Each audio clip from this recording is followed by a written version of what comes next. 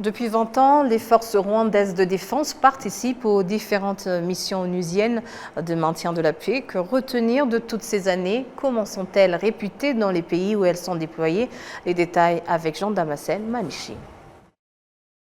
Partout où ils sont déployés, les casques bleus rwandais accomplissent leur mission avec intégrité et respect pour les communautés locales, en adhérant aux valeurs fondamentales de protection des civils, de la responsabilité de protéger.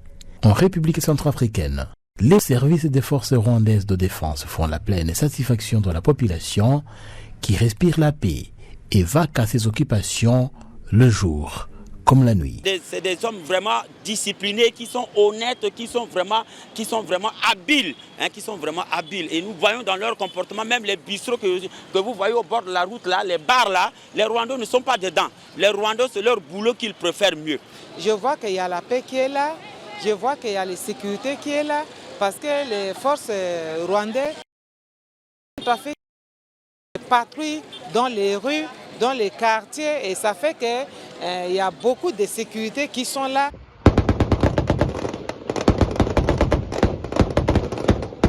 Au-delà de la sécurisation du pays, les forces rwandaises de défense contribuent à la formation des forces armées centrafricaines. La satisfaction de ces dernières est totale et ranime en elles l'optimisme quant à la capacité de défendre elles-mêmes leur pays dans l'avenir. Nous sommes fiers de la formation. On a suivi une formation intense. Tout ce qu'on a appris, on va mettre ça en pratique pour protéger notre pays, protéger notre famille, nos dirigeants. Donc on va mettre en pratique tout ce qu'on a appris, comme la combat d'une section, combat d'un peloton. On va mettre ça en pratique. Donc on va garder la discipline. Vu par rapport au conseil de nos instructeurs rwandais, on va être discipliné dans notre prise de fonction. Les forces rwandaises sont également appréciées par les hautes autorités centrafricaines, y compris par le président centrafricain lui-même. En tout cas, je profite de votre micro pour remercier très sincèrement le président, mon frère, le président Paul Kagame, pour cette coopération. Et cette coopération qui date de très longtemps. Et que maintenant nous sommes dans le développement de plusieurs volets. Il y a aussi, vous voyez, un déploiement de contingents, bien sûr dans le cadre multilatéral, mais il y a un déploiement de contingents dans le domaine bilatéral qui coopère directement avec l'état-major centrafricain. Et l'un des volets de cette coopération, c'est la formation. Donc cette formation, une partie s'est déroulée au Rwanda, mais maintenant une autre partie, la formation de base, se déroule ici et nous sommes à la deuxième promotion. Donc je suis très satisfait et je profite de votre micro pour remercier le président Kagame, remercier le ministre de la Défense rwandais, remercier l'armée rwandaise pour leur coopération et féliciter aussi le ministre de la Défense centrafricaine et l'état-major centrafricain pour leur collaboration et d'avoir mis en œuvre la vision que nous nous sommes définis avec mon frère le président Kagame. Au Soudan du Sud, les casques bleus rwandais accomplissent une noble mission.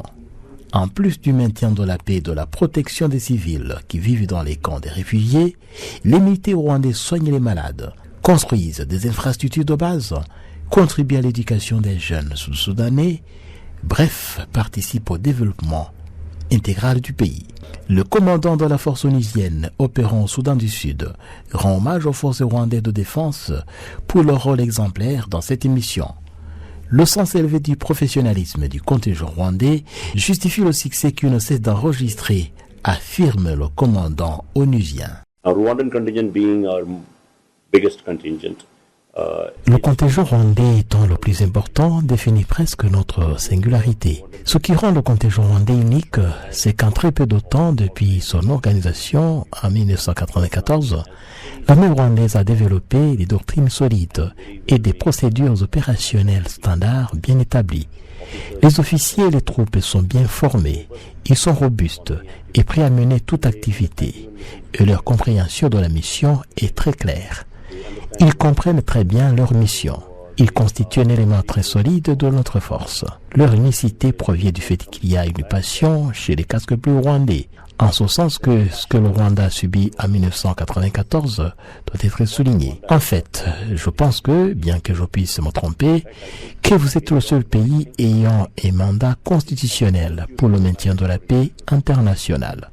De là découle l'autorité et la pertinence des efforts de maintien de la paix du Rwanda.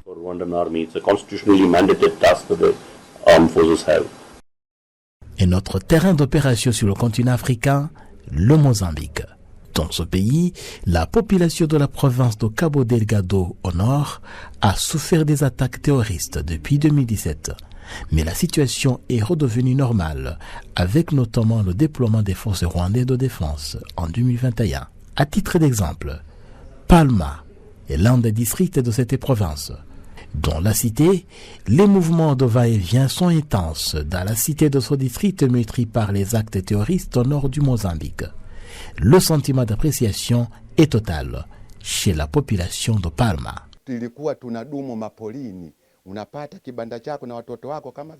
Nous vivions dans des forêts, on s'organisait dans des huttes avec nos enfants.